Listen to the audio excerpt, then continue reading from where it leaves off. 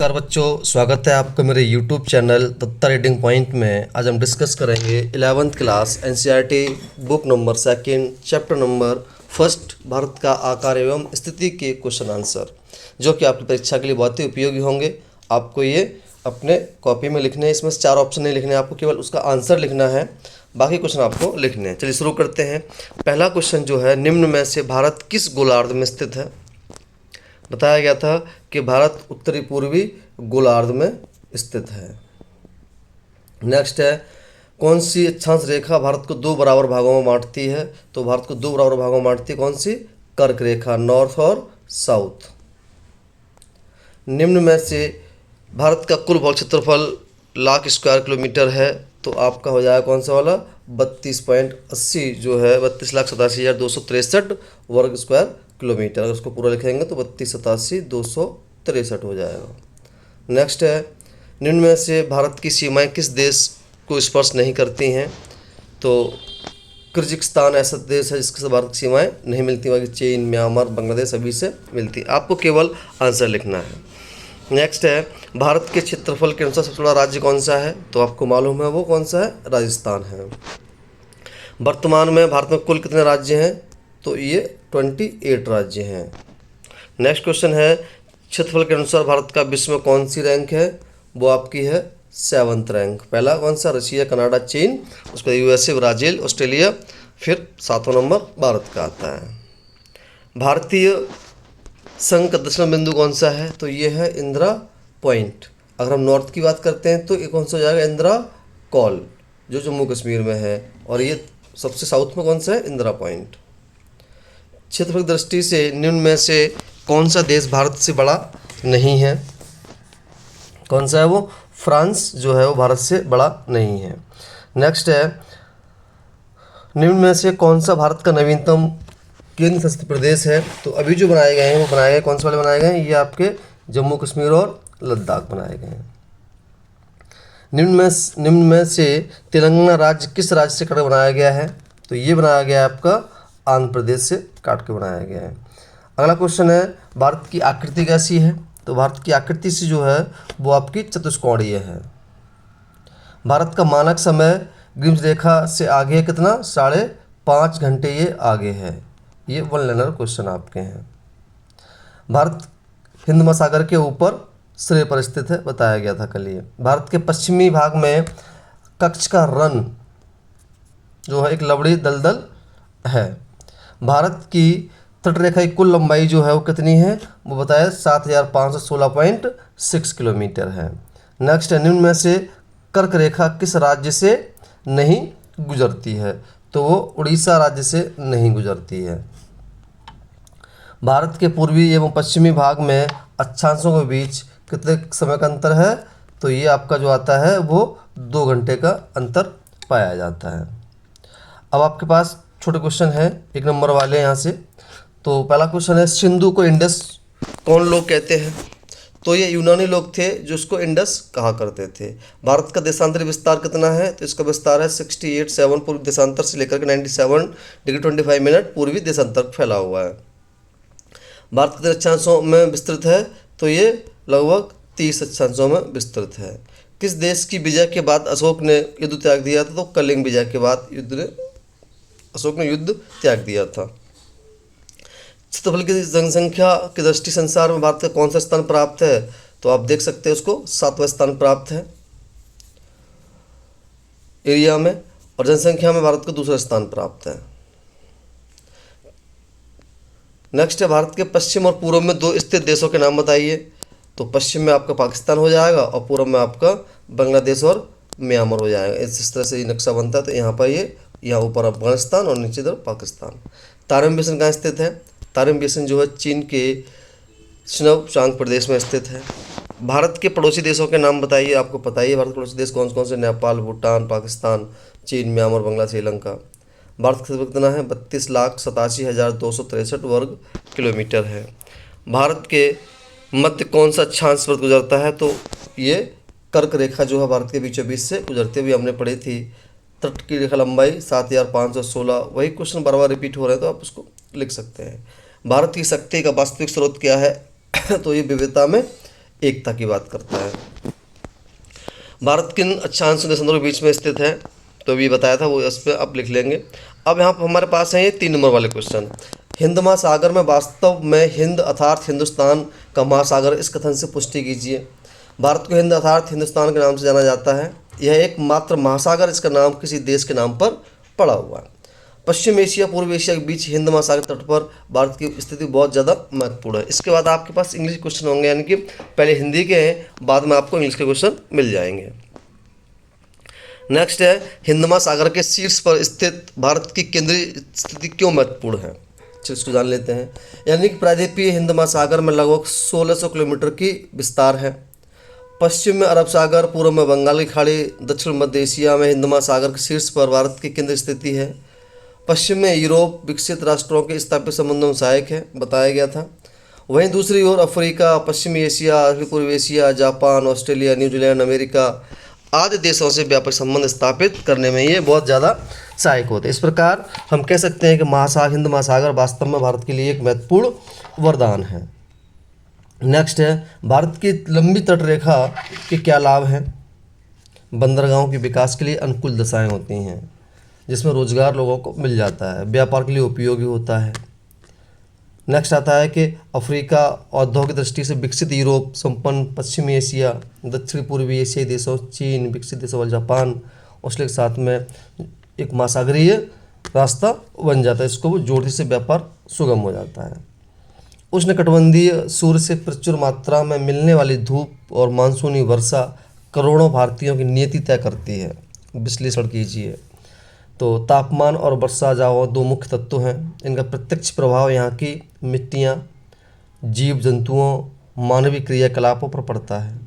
कृषि पर आधारित उद्योग, उनसे जुड़े उद्योगों का भाग्य इन 2 जलवायु तत्वों से सुनिश्चित होता है। इसलिए यह कहना बिल्कुल उपयुक्त होगा कि उष्णकटिबंधीय सूर्य से प्रचुर मात्रा में मिलने वाली धूप, मानसूनी वर्षा करोड़ों भारतवासियों के लिए नियति सुनिश्चित वरदान साबित होती है। उपमहाद्वीप किसे कहते हैं, क्वेश्चन कई बार पूछा गया है।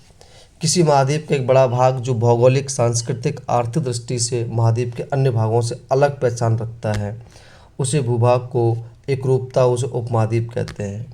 भारत उपमहाद्वीप में पाकिस्तान, उत्तर में हिमालय, भूटान, बांग्लादेश, मध्य में भारत सम्मिलित है, इसलिए इसे एक उपमहाद्वीप के नाम से भी जाना जाता है।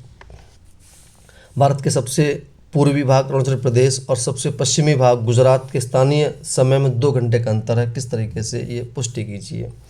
अरुणाचल और गुजरात के बीच लगभग 30 डिग्री है, यानी कि 2933 किलोमीटर लंबाई जो है इसकी। सूर्य के देशांतर दूसरे देशांतर पहुंचने में 4 मिनट का समय लगता है। तो अरुणाचल प्रदेश और इसके बीच में 30 देशांतर, 30 × 4 कर दें तो 120 हो जाता है। तो ये 200 घंटे का समय, 2 घंटे का अंतर वह आता है। हैदराबाद में दोपहर का सूर्य कभी सिराबिंदु से उत्तर की ओर तथा कभी दक्षिण की ओर होता है, लेकिन दिल्ली में ऐसा नहीं होता है। क्यों? सूर्य का आभासी संचरण कर्क और मकर के बीच होता है। हैदराबाद कर्क रेखा के दक्षिण में स्थित है, इसलिए सूर्य वर्ष में 2 बार शिरोबिंदु पर उत्तरायण व दक्षिणायन परिगमन करते हुए दिल्ली की कर्क रेखा के उत्तर में स्थित होने के कारण सूर्य शिरोबिंदु में ही रहता है। इसका पीछे कारण है।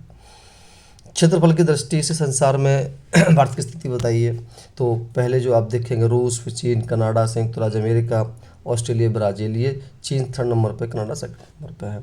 लास्ट में आपका आता है भारत 7वें नंबर पर, उसके बाद अर्जेंटीना, कजाकिस्तान, फिर अल्जीरिया।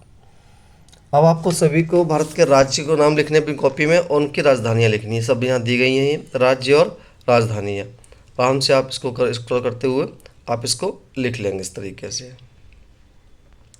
उसके बाद यहाँ पर 2019 में जम्मू कश्मीर राज्य के दर्जा प्राप्त था और बाद में ये यूटी प्रदेश बनाया गया। लद्दाख और जम्मू कश्मीर 26 नवंबर 2020 को दादरा नगर हवेली और दमन दीव को भी यूटी प्रदेश बनाया गया। तो यहाँ पर ये राज्य यूटी प्रदेश है, इनकी राजधानी भी लिखनी है और यहाँ पर ये भी करना है। अब आता है इंग्लिश में। इंग्लिश में आपको सारे जो इंग्लिश मीडियम के बच्चे हैं वो उसको इंग्लिश में कर लेंगे। तो यहाँ पर भी आपको ये 4 ऑप्शन नहीं लिखने, केवल क्या लिखना है, आंसर लिखना है। ईस्टर्न एंड नॉर्थर्न हेमिस्फीयर के वो the following hemisphere India located. तो इस तरह से यहाँ पे which latitude line divide India into 2 parts, तो ट्रॉपिक ऑफ कैंसर। तो ये जो है को आपको केवल क्या लिखना है, आंसर, ऑप्शन नहीं लिखना है ना। तो उसका एरिया ज्योग्राफी कितना है, तो 32.80। इस तरीके से which of the following countries does not touch India border, है ना, तो ये Kyrgyzstan. Which one is the largest state of India in term of area, तो कौन सा हो जाएगा, Rajasthan. Currently there are total state in India, तो 28। इस तरह से India as a rank the world by the geographical area है, तो 7th रैंक है इंडिया की एरिया में। The southern most point is the Indian union watch, तो ये इंदिरा पॉइंट। अगर ये होता कि नॉर्थन, तो यहाँ इंदिरा कॉल हो जाता। विच of the following country is not bigger than India in term of, तो ये फ्रांस है जो इंडिया से बड़ा नहीं है ना। विच of the following is the latest union territory of India, तो यहाँ पे ये चारों बनाए, जम्मू कश्मीर, लक्षद्वीप, दादरा नगर हवेली, चारों ऑप्शन है, और ऑफ द अब कर लेंगे। Telangana state is separated from which of the following state, तो ये तेलंगाना जो बना हुआ वो आंध्र प्रदेश से अलग हुआ है। द शेप ऑफ इंडिया ऐसे तो चतुष्कोणीय है, तो इसको हम बोलते हैं क्वाड्रिलेटरल। दूसरा हमारे पास आता है कि Indian standard time is the ahead, तो Greenwich mean time by the, तो 5 आवर, यानी कि 5.5 घंटे। इसका जो आंसर आ जाएगा वो 5.5 घंटे हो जाएगा, है ना। India is the situated at the upper and the Indian ocean के ऊपर ये स्थित है। इस तरह से ये आराम से आप अपने उसको total length of the coastal line जो है ना वो 7516.6 किलोमीटर हो जाएगी। तो इस तरीके से ये आप इसको कर सकते हैं कि विच of the following state the topic of cancer does not passes, तो उड़ीसा से वो पास नहीं होती है ना। तो कितने घंटे का अंतर है, तो ये आप इसमें आराम से ये क्वेश्चन इंग्लिश मीडियम वाले बच्चे कर सकते हैं। फिर यहाँ पर ये 3 मार्क्स का क्वेश्चन है, why Indian ocean named in India after India, तो आप यहाँ पूरा एक एक पॉइंट करके उसको वहाँ पे आप स्क्रॉल करके इसको रोक करके इसको लिख लेंगे यहाँ पे। सेकंड क्वेश्चन ये है, why India central position at the top of the Indian ocean important, तो यहाँ पर भी आप इसको रोक करके इस तरह से लिख लेंगे, the India peninsula is the about the 1600 kilometre extended into the Indian ocean.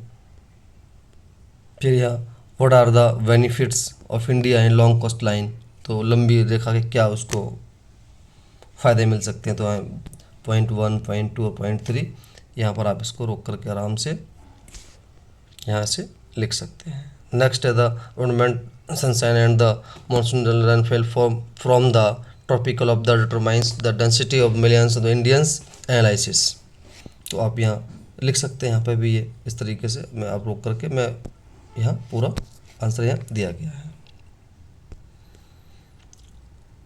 यहाँ what is the sub continent called, right the names of the countries included the Indian सब कॉन्टिनेंट, तो यहाँ पर आप लिख सकते हो किस तरीके से उसकी महाद्वीपीय कहा जाता है। तो ये आप यहाँ जोग्राफिकली, कल्चरली और economically different the parts of the continent and the यूनिफॉर्मिलिटी it's the called is the sub continent,